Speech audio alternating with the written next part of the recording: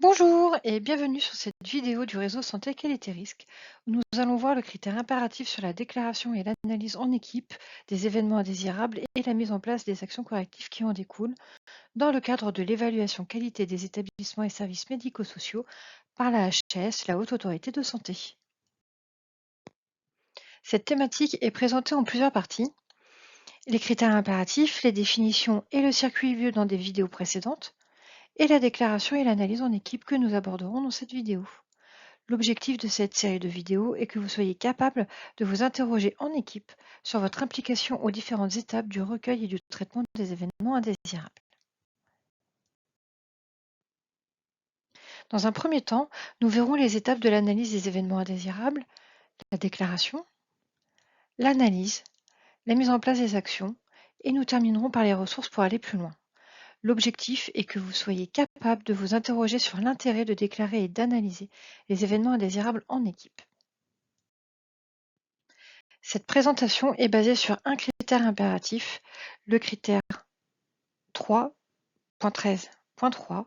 Les professionnels déclarent et analysent en équipe les événements indésirables et mettent en place des actions correctives.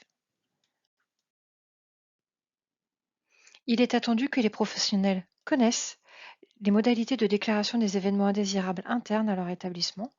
La déclaration est faite sur le support en vigueur dans l'établissement. Cela peut être une fiche d'événements indésirables, la FEI, ou sur un logiciel. Quel que soit le support, il doit être accessible à tous les professionnels et ils doivent avoir été formés à son utilisation.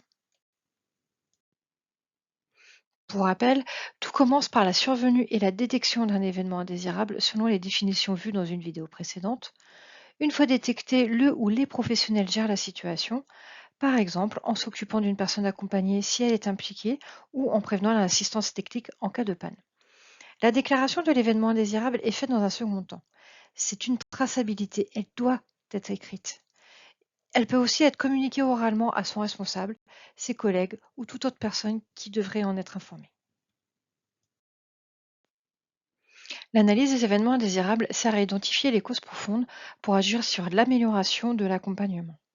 Il est attendu que les professionnels soient associés aux analyses et y participent en équipe. Les analyses sont donc de ce fait pluridisciplinaires. Les acteurs ayant vécu l'événement indésirable doivent être invités ou leurs témoignages doivent être recueillis. Pour avoir une analyse complète, il est possible d'inviter les fonctions support et les personnes ressources. L'analyse nécessite l'utilisation d'une méthode d'analyse choisie en amont par l'établissement et pour laquelle l'animateur de la réunion est formé. Voici quelques conseils pour mener à bien une analyse. Permettre aux professionnels d'être impliqués dans l'analyse, par exemple, en organisant une rencontre dans un lieu dédié et adapter le planning pour favoriser les temps d'échange. Ne pas chercher de coupable, mais chercher à comprendre ce qu'il s'est passé factuellement.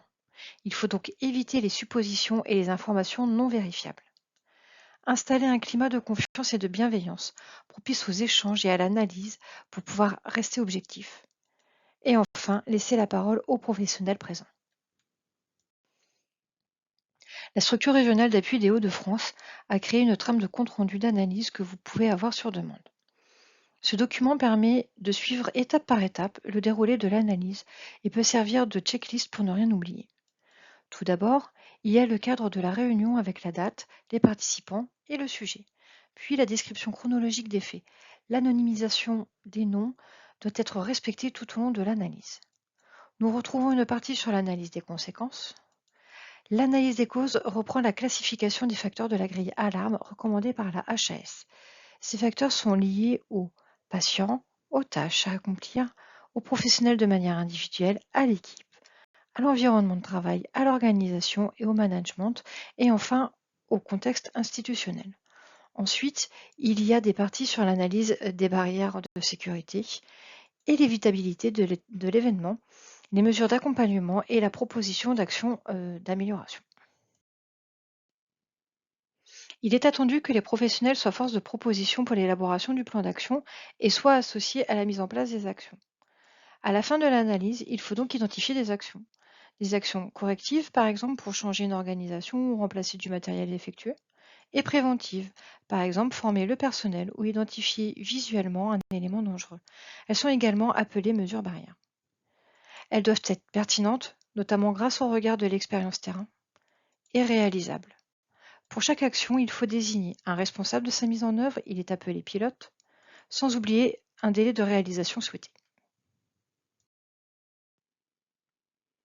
Le compte-rendu d'analyse et le plan d'action validé doivent être communiqués. Le compte-rendu sera transmis aux participants de l'analyse. Le plan d'action doit être communiqué au pilote pressenti pour la mise en place des actions et à l'équipe pour information.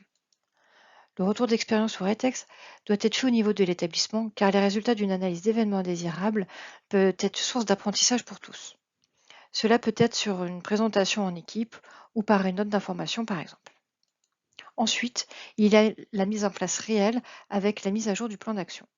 Et enfin, l'évaluation de l'efficacité des actions lors du bilan annuel des événements indésirables ou à tout autre moment décidé par la structure.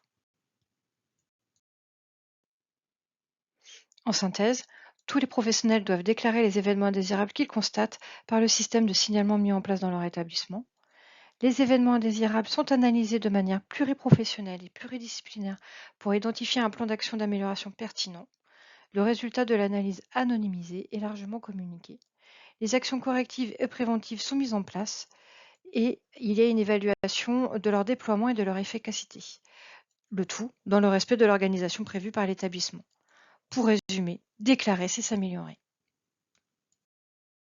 Toutes les informations présentées sont issues de la fiche mémo FORAP sur les critères impératifs relatifs aux événements indésirables, ainsi que sur l'analyse de l'équipe du RSQR pour la structure régionale d'appui des Hauts-de-France. Ces travaux sont basés sur le manuel d'évaluation de la qualité des établissements et services sociaux et médico-sociaux de la HAS, version mars 2022. C'est le référentiel incontournable. Pour aller plus loin, nous vous invitons à vous rendre sur le site internet du RSQR, rubrique formation et structure régionale d'appui, sur le site de la Haute Autorité de Santé, rubrique établissements et services, puis évaluation des ESMS, et enfin sur le site de la FORAP, rubrique actualité. Enfin, pour tout renseignement complémentaire, vous pouvez également contacter le RSQR. On vous souhaite une très bonne démarche qualité.